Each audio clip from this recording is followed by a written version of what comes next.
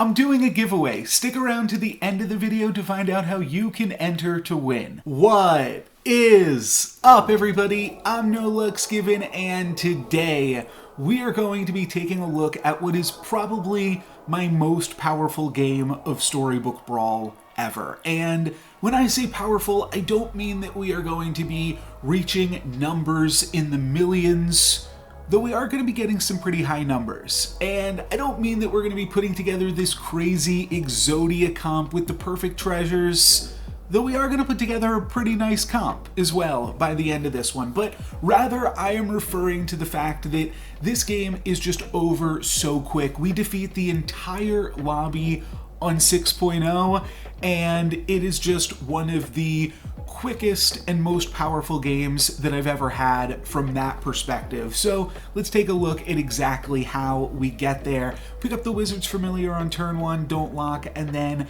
pick up 3 animals with the golden chicken, selling that off for the shrink spell on turn 2. And then turn 3, we get really lucky. We find a double golden chicken, which we can pick up, double, and then sell off. I'm also going to go ahead and pick up rune stones here and grab my first tier 3 treasure by picking up the black cat after I sell this chicken off. Now, unfortunately, I don't find hat or ball, but I do find fancy pants, which is a really good tempo treasure, and then that allows me to put some additional stats onto this polywoggle.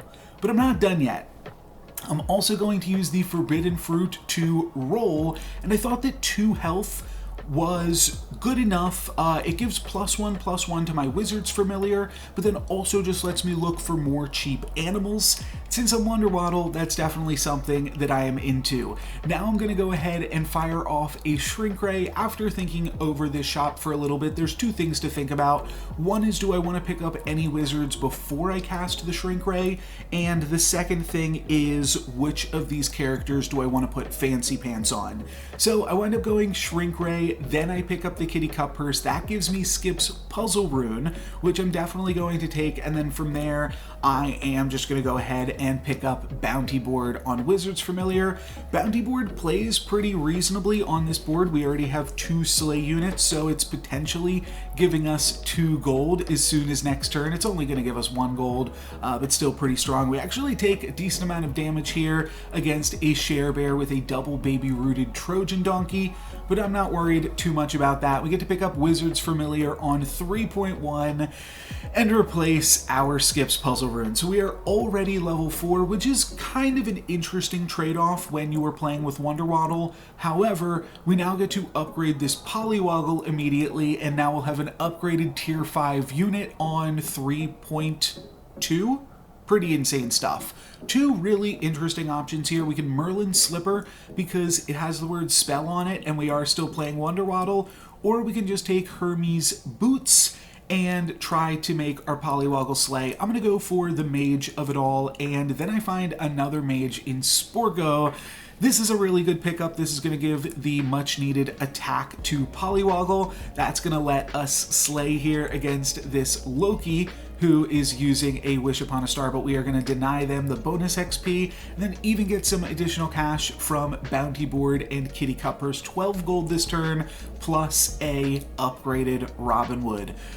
Pretty fantastic start to the game, I would say. We're on 3.2 right now with an upgraded Robin Hood, and despite being on 4.1, really, I am going to go for the picking up some more 3-cost animals. I just figure maybe we can still find hat. We do have the Merlin's slippers, so maybe there is a reason to pursue that direction.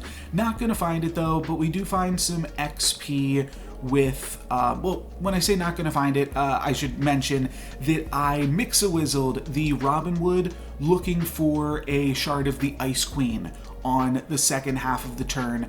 Maybe shouldn't have picked up the animals if that was my plan, But I didn't exactly know that that was my plan when I picked up the animals. And this is still going to keep us plenty strong for this turn. Good Boy gives a bunch of stats to the stag in the back as our only good unit. We can see that the Fates is also popping off in their own capacity, but we are just slightly stronger there, so that is going to get the win. The other thing that you can do with the Merlin's Slippers is to just look for XP. So that's what I'm going to do to finish this one out, and I'm basically going to abandon the Wonder Waddle of it all from here. I'm not going to worry about this donkey. I mean, I will still pick up a blind mouse or a prized pig or stag if we find them soon, but the idea here is that we just wish upon a star and then we'll be level 6 next turn if we win this combat. So just going to try to be as strong as I can to win this combat, and I think that actually involves moving Sporko to position 5. Sporko is going to be what receives our Robin Hood buff, so that'll get plus 14 attack and also be a 17 attack rather, ranged unit in the back row.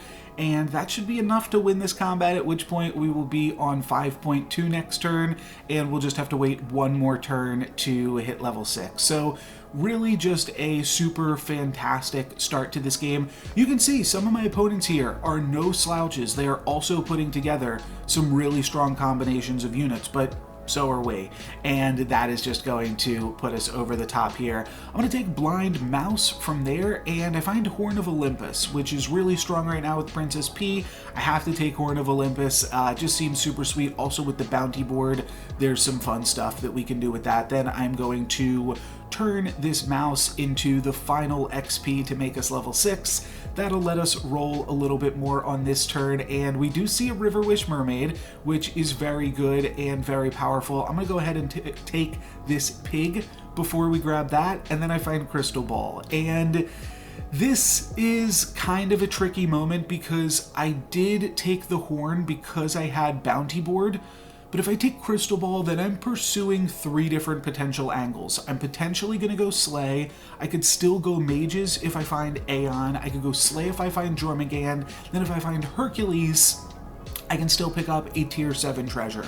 So that's kind of the idea here. I'm splitting myself between 3 different moves. I think that realistically I should have abandoned the Hercules plan and gone for the bounty board plus horn synergy. That would have given me a ton of extra gold to be able to roll through these shops, but we can still find Aeon right here. That's what I go for. Not quite Aeon. We get Baba Yaga though, which is still pretty good for 2 of the things that we are pursuing. So now if we find either Jormungand or Aeon, we're in a really good spot, and we wind up finding the Jormungand. So I do think that while this was a little bit of a weird route to get here, it is obviously incredibly powerful, and powerful enough that I think I can play a prized pig, especially against the last place player in the lobby. What needs to be remembered right now, despite me being at 6.1, is that I'm 5 XP up on the rest of the lobby. So this is actually 4.2 right now, and this game's not going to be incredibly close. We're going to get the slay with our Kitty Cut Purse. Still slaying this late into the game is pretty incredible. And then these Wizards Familiars, despite having no synergy with our slay comp, are just going to be massive units that can slay and build up my Jormungand, and that's good enough. I definitely love to find an Aeon to complement this comp. However, I don't think I need to pick up more Wizards Familiars. I think it's really just Aeon that I'm looking for. I don't even know if I would take a Hercules at this point in the game, but I can also settle for Kitty Cut Purse just giving us a bunch of extra gold and using that to kind of fuel our ball and fuel some of the other things that we want to do. So we'll go ahead and cast a little bit of spells on the Kitty Cut Purse here after picking up a pair of Jormungands, and then we find ourselves with a third. So now I can go ahead and toss that Noble Steed, and I definitely do think Mimic Chest could be fun for some treasures down the line. However, it doesn't do anything right now. So I'm just going to go ahead and pick up the 9th Book of Merlin, which doesn't do too much synergistically, but it means that we'll just cast some random spells, and that could help grow our team and find some other scams and things like that. We're not really going to need it. Jormungand is just absolutely massive. This is currently 5.0. We saw that my opponent had purchased some XP right there. So this is 5.1, which means, yeah, half of the lobby already dead on 5.1 right now. And I told you guys this game is going to be over by 6.0, and I stand by it. Sign of the Storm, not particularly big, despite our Wizards familiars being pretty big right here. Definitely Aeon would be a huge pickup right now. We could also take Boomhilda just to get a little bit more stats on the board, but I don't think it's super necessary. I was looking for the True Love's Kiss at one point on the Robinwood, but at this point I think we are just going to go ahead and stick with Baba Yaga. That seems good to me. And then I will finish off this turn by casting Genie's Wish, selling off the prized pig, and that will just give us a little bit more stats. I'm going to try to get a few more by selling off the golden chicken at the end of the turn. Just as long as we can keep this Kitty Cup purse slaying, I think that we are doing good, and Kitty Cup purse is bigger than every single one of my opponent's units. So that's going to slay, and we are going to have no problem here. We actually don't take out the Soul Tack. The Soul Tack was a little bit annoying, but luckily we're not running any type of dragons or things like that. We are just running huge monsters, and that is going to be enough to take out the Fates. That was technically 5.1. This turn right here is 5.2. And we get to pick up Baba Yaga. That is a definite upgrade over Sporko. At this point, I'm not even sure that I would play in Aeon. The game is just so close to being over that it probably doesn't matter. I'll fire off another Genie's Wish because now that basically works with Crystal Ball, and then I go for a Dream spell, figuring we'll change the hero. APOC, Peter Pants, and Skip all do nothing, or in the case of APOC is actively pretty bad, but Mordred actually kind of does something. It's small, but it will summon in during the comp, and then it will, or during the combat, and then it will cast a spell from 9th Book of Merlin. So it's something. It's another mage. We'll throw it in here, see what happens, and then we can see that this Loki has also been beating up the lobby. That's part of the reason this game went so quick. Loki on Royals was dealing a bunch of upgraded damage to the rest of our competitors. However, Royals are not going to be able to outscale a Jormungand and beat out these mages, so this is going to be an easy win, and because of that, Loki actually just throws in the towel and concedes, and I think that was probably the right move for Loki. Loki can't really find scam or anything like that, and so we actually win the game on 6.0. We probably would have won it in the brawl, but we win it from Loki's concession instead, and quite a game this was. I'll go back a little bit because I know that this video is probably on the shorter side. I did still want to go through it at the 1.5x speed, despite there being a bunch of decisions that we made. I just wanted to illustrate how fast the game actually was, so I figured I'd keep it the same speed as the rest of the games on this channel. But yeah, just a really, really dominating performance. Obviously, we had a really, really good start to be able to just do some Wonder Waddle things. So far, no Wonder Waddle things, but those start on 2.2 when we see a pair of golden chickens. That's just such a nice treat here, such a nice reward for picking the hero. That's going to give us rune stones and then start us off with the fancy pants, actually. And just overall grabbing a whole bunch of stuff. Fancy pants, I'm not sure how much, I mean, it was definitely relevant, right? Because it pumps up the Black Cat, and then it pumps up this Polywoggle, which eventually becomes the Robinwood, and then eventually later becomes the Baba Yaga. I'm not even sure how often we play it as a Robinwood, because I know that we transform it into a good boy for a turn, but obviously all of this stuff was really, really powerful. This was kind of silly. I thought this was a very interesting move, and I didn't get to talk about it too much. I did mention that The Forbidden Fruit gives +1/+1 to the Wizard's Familiar, which is definitely a reason to do it, but part of the reason here is I just felt like it would be good to see a shop full of all 2s on Wonder Waddle this game. A lot of times I will prioritize tier 3 animals, however, with the addition of Skip's Puzzle Rune, it does open up brand new possibilities for Wonder Waddle where you just churn through tier 2 treasures and get that Skip's Puzzle Rune and move on with the game. And ultimately, Wonder Waddle is strong because he presents so many different options for you. You can Hat Ball, you can Blind Mouse, you can Polywoggle, and you can Skip's Puzzle Rune. And the existence of just all of these things on top of each other obviously makes it an extremely powerful hero. A lot of discussions recently about, is Wonder Waddle too strong? Is Hat Ball too strong? Is Skip's Puzzle Rune too strong? I think the answer to all of those things is probably yes. They're all probably a little bit good, but you got to know how to use them a little bit as well. So then we wind up picking up the Polywoggle triple on our 4.0. Pretty good stuff.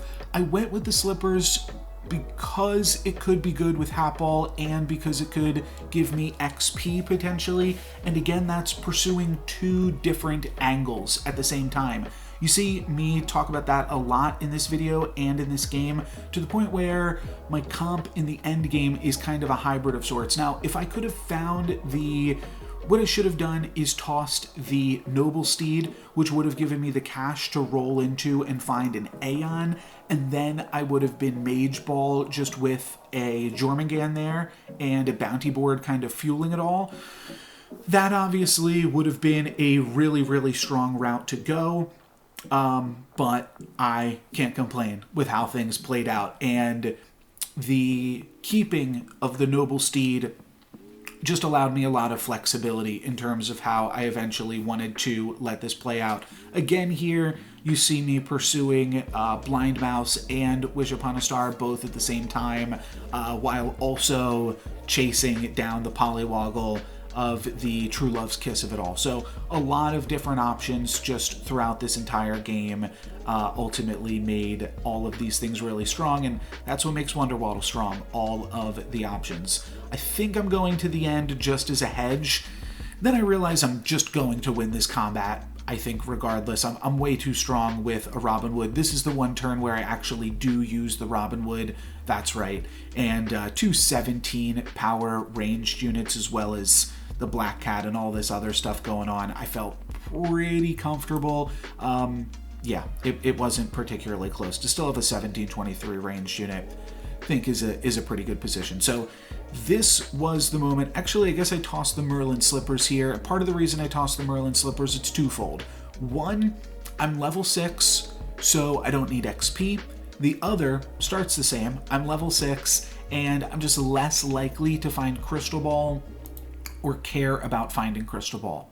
Having said that, I follow that up immediately with finding a Crystal Ball. And does mean that I would have potentially wanted the slippers in this case, and that's kind of what throws me off here. I think this is the biggest mispicked treasure of the game, is tossing the bounty board and hanging on to the Noble Steed, but you never know exactly how it's going to go. Let's say instead of finding Jormungand next turn, I find Hercules, I build out into a tier 7 treasure, and we make something else crazy work. It definitely could have gone that way, it just didn't, and I think leaving myself the possibility for that to happen is never terrible.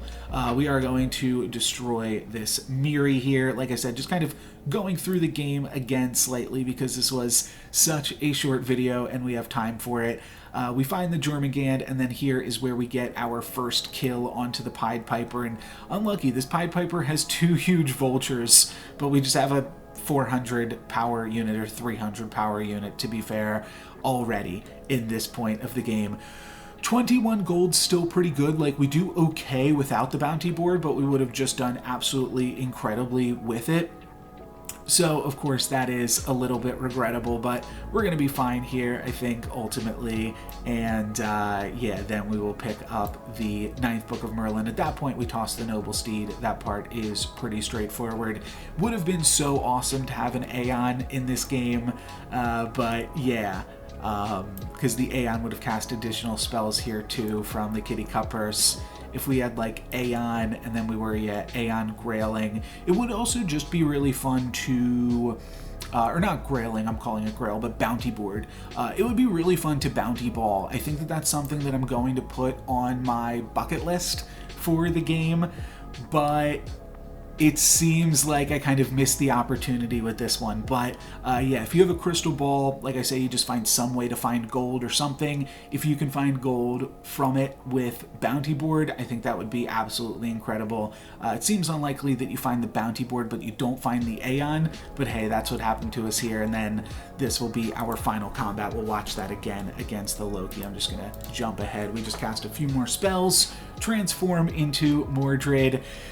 And one more time, we can see the Kitty Cup Purse bigger than all of their royals, despite having an upgraded King Arthur. We just got here so quick and just made a fool of the rest of the lobby. And this is even with Arthur having a Singing Swords in the front.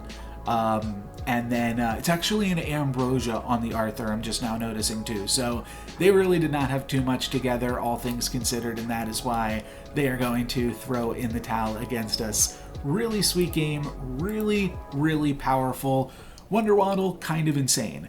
I will say though that, yeah, I stand by the fact that Wonder Waddle is insane, not only because of the crazy high rolls that it can pull off, but just because of the crazy amount of options presented to the hero. That is going to be it for me today. Thank you guys very much for watching. I'm No Lux Given.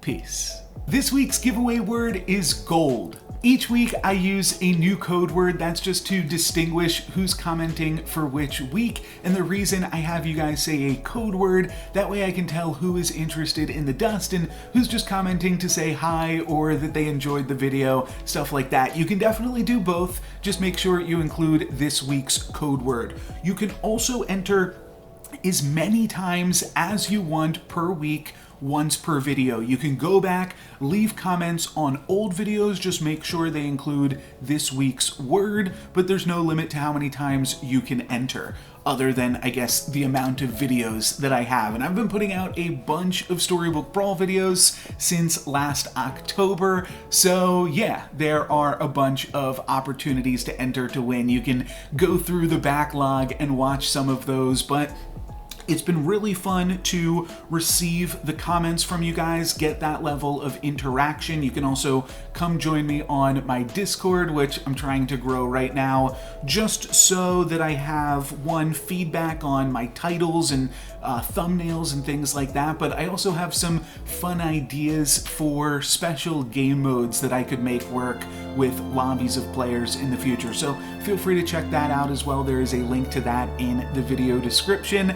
And help me climb on my way to 1,000 subscribers. I'm getting there slowly but surely, and thank you guys all very much for your support.